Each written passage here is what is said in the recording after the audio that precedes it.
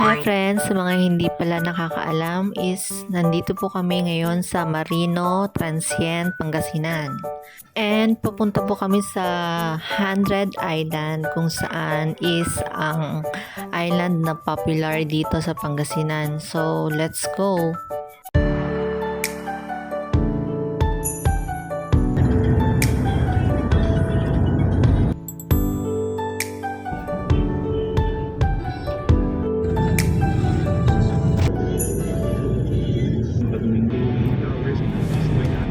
Pero po yung starting naman po sa cliff jumping, kahit marunong kayo lumangoy, hindi po kayo allowed po doon.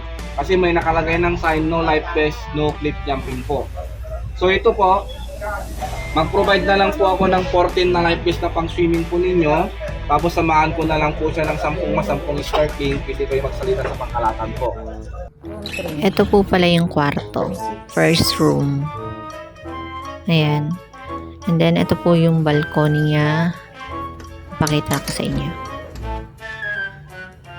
Ayan. Ayan po, ang harap is sa palayan.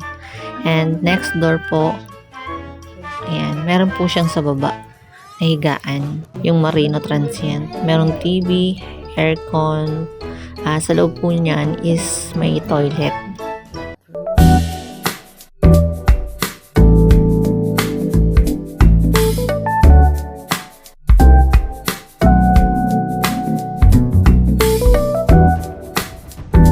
Finally, nandito na po kami sa boat kung saan is paglalakbay po muna pansamantala.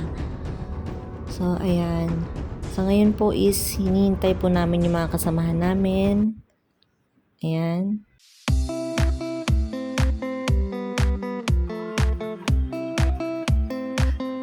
Bye guys. Malapit na kami umuwi.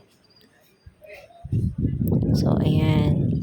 Shinortcut lang po namin yung video is sa ngayon po ay nagpe-prepare na po ang bawat isa para bumalik sa kanilang paroroonan.